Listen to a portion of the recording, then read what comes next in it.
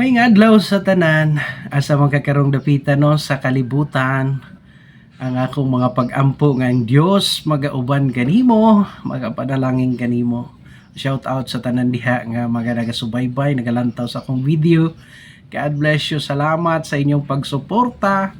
And I hope nga kitang tanan makabaton og panalangin bisan sa simpleng paagi nga ma-share ang pulong sa Dios ngadto sa matag usa. So atong pag-isgutan karon, dunay pagsulay diha sa pagsunod. So pag musunod ka, sulayon ka. Naay testing. O bitaw ning testimony sa atong mga nakaila, mga taong gikunik ni Lord sa tua nga nagaingon manday nga nangalagad nako sa Ginoo. Nganong na sinati nako ning ingani. Talagang naay pagsulay sa pagsunod. Sama sa nasinati ni Abraham sa Genesis chapter 22. Nagiing na siya sa Ginoo nga i-offer si Isaac. So the same experience, dili man siguro susama nga ingnan ta sa Dios nga ihalad imong anak. Kay si Abraham man to, diba? Di man ta si Abraham. Pero in the same way, sa susamang hulagway, makasinati usab kita og mga pagsuway, mga pagsulay diha sa atong pagtuman sa Ginoo. Dali ra kaayo ang musunod.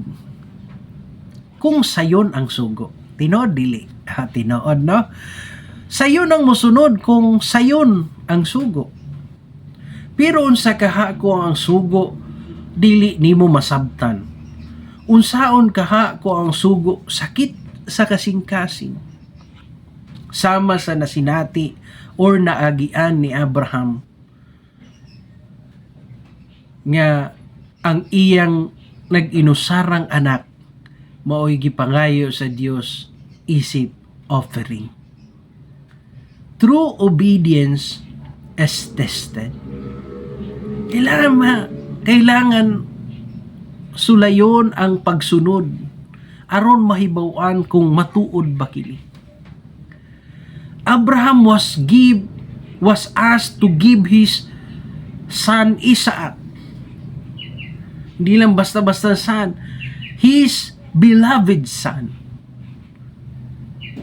So unsay kambyo sa imong pagsunod to prove that it is true? Sana ay kambyo para ibaluon tinuod bang imong pagsunod? Naay kambyo, naay ilis. Because real obedience is proven under trial. Matistingan. Sa panahon sa pagsulay, we need to trust. Kasi obedience is tested. Talagang naay pagsulay, di mo malikayan. Sa panahon nga sulayon ka, kailangan mo magtiwala sa Tagalog pa. Kinahanglan mo musalig. Abraham trusted God even when he didn't understand. Mao na inindot nga bisan wa ka kasabot sa dagan unsa maning klasihan ni. We need to trust God.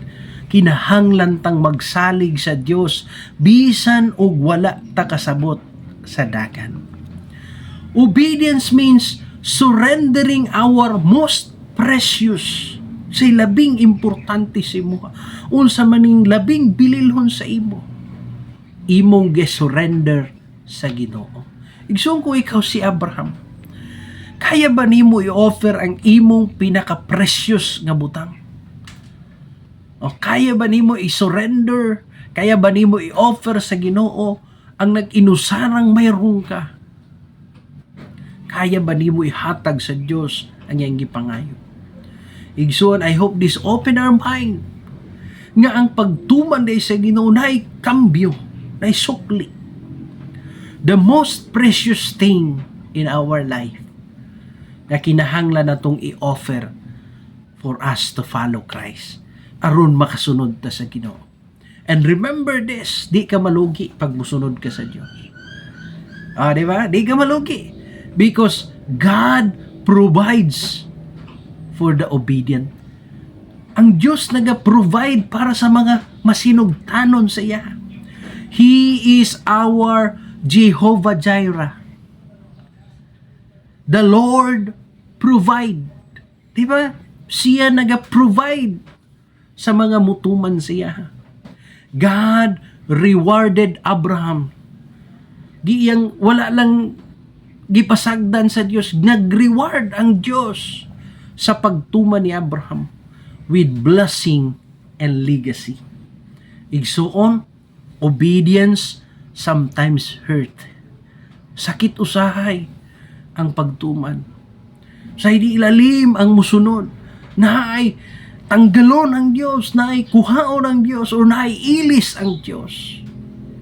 But it always leads to God's provision. Maunay nindot.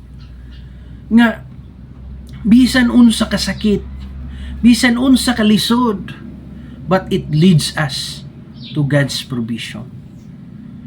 Kaya, lahutaya ang pagsulay. Kaya kung malahutay nimo ang pagsulay, you will see God's miracle. Igsoon ko niabot na ka diri nga dapit sa video.